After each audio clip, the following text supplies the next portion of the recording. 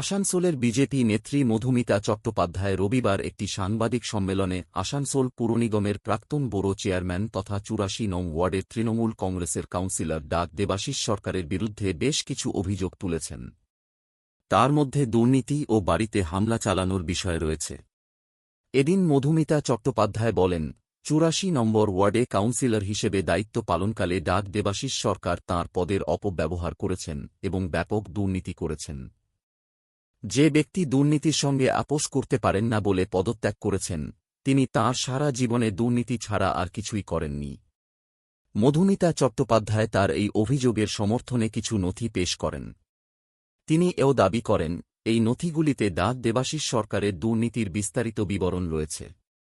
তিনি আরও অভিযোগ করেন, দেবাশিস সরকারের নেতৃত্বে ৮৪ নম্বর ওয়ার্ডের বিভিন্ন এলাকায় উঁচু নর্দমার কালভার্ট ইত্যাদি নির্মাণের নামে ব্যাপক দুর্নীতি হয়েছে। এর মধ্যে দিয়ে জনগণের অর্থ লুট করা হয়েছে। তিনি দেবাশিস সরকারের বিরুদ্ধে আরও অভিযোগ করে বলেন, গত আসানসোল পুর নিগম নির্বাচনের পরে তৃণমূল কংগ্রেসের বোর্ড গঠিত হয়। এরপরে তার নির্দেশে আমার বাড়িতে হামলা করা হয়েছিল।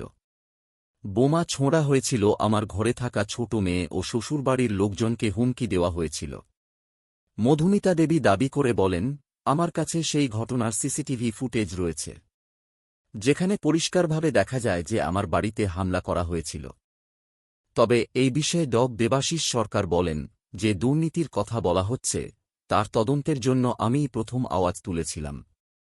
এখন তার তদন্ত চলছে, তা আমার নিজের অনুরোধেই করা হচ্ছে। দেবাশিস সরকার সরাসরি বলেন, মধুমিতা চট্টোপাধ্যায়ের করা এই অভিযোগ একেবারে মিথ্যক। তিনি যে ১,৭৩,০০,০০০ টাকার কাজ দেখিয়ে বলেছেন, সেই কাজ করেননি। দেবাশিসবাবু ব্যাখ্যা দিয়ে, এটা একটা মিথ্যা অভিযোগ। ১,৪০,০০,০০০ টাকার কাজ সম্পন্ন হয়েছে। যেখানেই স্থানীয় লোকজনেরা কোনো বিষয়ে প্রতিবাদ করেছেন, সেখানেই কাজ বন্ধ করে দেওয়া হয়েছে। তবে তিনি স্পষ্টভাবে বলেন, আমার মেয়াদকালে কোনো দুর্নীতি হয়নি। বর্তমানে যে তদন্ত চলছে তা আমার নির্দেশেই হচ্ছে। আমি যে কোনো তদন্তের জন্য প্রস্তুত এবং প্রতিটি তদন্তে পূর্ণ সহযোগিতা করব। তিনি আরও বলেন যে, মধুমিতা চট্টোপাধ্যায় এই ওয়ার্ডের কাউন্সিলর থাকাকালীন যেভাবে কাজ করা হয়েছিল, তাও তদন্তাধীন রয়েছে। জ্ঞাতা বিষয়টি আসানসোল পুর নিগমের বিচারাধীন আছে। আশা করি তারও তদন্ত সমানভাবে হবে। প্রাক্তন কাউন্সিলর একটা অভিযোগ করেছেন যে ১,৭৩,০০,০০০ টাকার ড্রেন যে হয়েছে, সেই ড্রেনের কাজ নাকি হয়নি, অথচ প্রায় ১ কোটির উপর পেমেন্ট হয়ে গেছে। আমি কালকে আপনাদেরই সংবাদ মাধ্যম থেকে এটা দেখলাম, উনি অভিযোগ করেছেন। বিষয়টা দাঁড়াচ্ছে, উনি অভিযোগ করেছেন, চিঠি দিলেন। আমার অবাক লাগলো একটা ব্যাপারে, I am very much surprised and rather taken aback, যে আমি তদন্তটা চাইলাম। কখন চাইলাম? যখন তৃণমূল কংগ্রেসের সরকার ছিল পশ্চিমবঙ্গে এবং রাজ্যে, আমাদের আসানসোল মিউনিসিপ্যাল কর্পোরেশনের মাননীয় মহারাজা ছিলেন মাননীয় বিধান উপাধ্যায়, তখন চেয়েছি, আজকে না।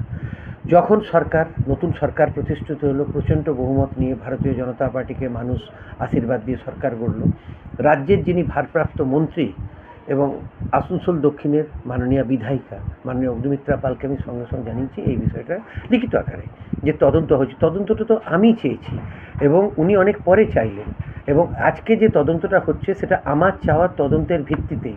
যে অফিসার্সরা তদন্ত করছেন তারা যা যা চেয়েছেন সেগুলো দিয়েছি, এবং এটা আমি এই কারণে সংবাদ মাধ্যমের সামনে বলতে পারছি না, কেন ধরুন এটা সাবজুডিস কেস, একটা তদন্ত হচ্ছে। আমার পূর্ণ আস্থা আছে তদন্তে, বিচার ব্যবস্থার উপর আস্থা আছে, এবং আমি মনে করি যে নতুন সরকার প্রতিষ্ঠিত হয়েছে, তারাও মানে কী বলে, আইনের শাসন থাকবে। সেজন্য তদন্ত চলছে, তদন্তের স্বার্থে, এবং এতে যদি মানুষের উপকার হয় নিশ্চয়ই চলা উচিত, এবং তদন্তটা তো আমি চেয়েছি।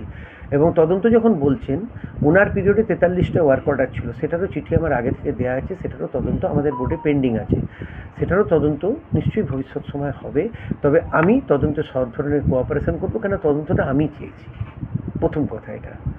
দ্বিতীয়, এমন অনেক কাজ আছে যেগুলো উনি বললে আমার খুব ভালো লাগতো। যেমন অনেক জায়গায় আমি সেট করেছি, কোথাও কোনো ওয়ার্ক অর্ডার দেখাতে পারবেন? বিসর্জনের বিরাট ব্যবস্থা করা হতো, ওয়ার্ক অর্ডার দেখাতে পারবেন? ছট পুজোর বিরাট ব্যবস্থা হতো, ওয়ার্ক অর্ডার? দুর্গা পুজো অ্যাওয়ার্ডস, ওয়ার্ক অর্ডার? কোথাও কোনো ওয়ার্ক অর্ডার নেই। তাহলে সেগুলো আমি ওন ফান্ড থেকে করেছি, সেটুকু আমার সামর্থ্য আছে অর্থনৈতিকভাবে। যে টাকাটা ফান্ডটা আপনার ইতিমধ্যেই দেখানো যাচ্ছে এবং ১ কোটি টাকা পেমেন্ট হয়েছে, এবং বিভিন্ন জায়গায় সহযোগীনগর, গুরুনানক পল্লী বা নেতাজিনগর বা এইসব যে এলাকাগুলো রয়েছে সেখানে নাকি কাজ হয়নি, কাজ খালি ওই কালাজরিয়া এলাকাতে রোডে কোথায় শান্তিনগর বা ওইসব জায়গাতেই খালি অল্প কাজ হয়েছে, দিয়ে 1 কোটি টাকা পেমেন্ট হয়ে গেছে।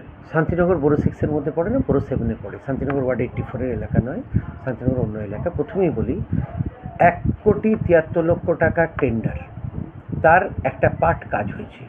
অনেক জায়গায় আপনারা দেখবেন ছবি রয়েছে, কাজ হয়েছে, বন্ধ হয়ে গেছে, সেগুলো কিন্তু কোনো বিলে নেই। কাজ সেই অংশের হয় যেটার কাজ কমপ্লিট হয়। এবং এই যে তদন্তটা, এই যে অভিযোগ, এটা চেয়েছিলাম কেন অনেক মানুষের মনে হচ্ছিল 1,73,00,000 টাকা কেন দরকার হলো। এবং বড়ো 6-এ এটা সবচেয়ে কম টাকা কোনো ওয়ার্ডে, আরও বেশি এসছে। এটা বিষয়টা হচ্ছে বড়ো 6-এ এই 84 নম্বর ওয়ার্ড কী কন্ডিশনে ছিল সেটা সংবাদ মাধ্যমের বন্ধুরা খুব ভালো করে জানেন। ড্রেন, রাস্তা, সড়ক, পানীয় জলের ব্যবস্থা, এগুলো কী ছিল। এবং বিগত 5 বছরে অনেক চেষ্টায় সেগুলো কোন জায়গায় গেছে সেটাও আপনারা জানেন, আজকে মানুষ কী জায়গায় পাচ্ছে। এবং প্রত্যেকটা ড্রেন, প্রত্যেকটা রাস্তা, প্রত্যেকটা কাজের আজকে জিও ট্যাগিংয়ের প্রসেস আছে। তো 1 কোটি টাকা যেটা পেমেন্ট হয়েছে সেটাকে এলআর বিল বলে, যে কাজ চলতে চলতে অগ্রিম দেওয়া। তো আজকে যে তদন্তটা, সেটা অলরেডি আমি যতটুকু খবর নিয়েছি এবং দায়িত্বে থাকা অবস্থায়, কেন কাজটা লাস্ট জুন থেকে বন্ধ আছে, যেহেতু আমি অভিযোগ করেছিলাম। তো দেখা যাচ্ছে যে 1,40,00,000 মতো কাজ হয়ে গেছে, সেখানে 1 কোটি টাকা পেমেন্ট করা হয়েছে। এবং যেগুলো আপনারা দেখতে পাচ্ছেন, বললেন যে এলাকায় যেখানে কোনো স্থানীয় বাধা এসছে সেখানে কিন্তু কাজ আমরা বন্ধ করে দিয়েছি। আপনি শুধু বললেন নেতাজিনগর, আমি বলছি নেতাজিনগরে আছে, গুরুনানকে আছে, শিল্পী যামিনী রায় সরণিতে আছে, ইভেন বেনিমাধবে এক জায়গায় আছে, যেখানে সমস্যা দেখা দিয়েছে। স্থানীয়দের অসন্তোষ ছিল যে না, ড্রেন হলে কোনো বাড়ি হয়তো প্রভাবিত হবে, সেখানে ক্ষতিগ্রস্ত হবে, আমরা কাজটা বন্ধ রেখে দিয়েছি। তো সেটা তো বিলিংয়ে আসবে না, সেটা নিয়ে তো আলোচনা করে লাভ নেই। আরও অনেকগুলো কাজ হয়েছে এবং রইল শুধু ড্রেনের কেন তদন্ত, আমি তো সার্বিকভাবে পুরোটা তদন্ত চেয়েছি। এবং সেই পিরিয়ডে আমি, এটা বলা বাহুল্য যে আমি বড় চেয়ারম্যান এবং কাউন্সিলর দুটোই ছিলাম। এটা থেকেই বোঝা যায় যে তদন্তটা, বললেন না, খুব অবাক লাগলো এবং খারাপ লাগলো যে ওনার মন্ত্রী, মাননীয় মন্ত্রীকে চিঠি দেওয়া হয়েছে, তিনি তদন্ত অলরেডি স্টার্ট করেছেন, তারপরে প্রেস কনফারেন্স দরকার হলো। আগে করলে ভালো হতো, জনগণ অনেক আগে খবরটা পেত। জনগণ তো অলরেডি খবরটা জানে, আপনাদের সংবাদ মাধ্যমে অলরেডি খবরটা চলেছে যে আমি তদন্ত চেয়েছি। আপনি তো রিজাইন দিয়ে দিয়েছেন।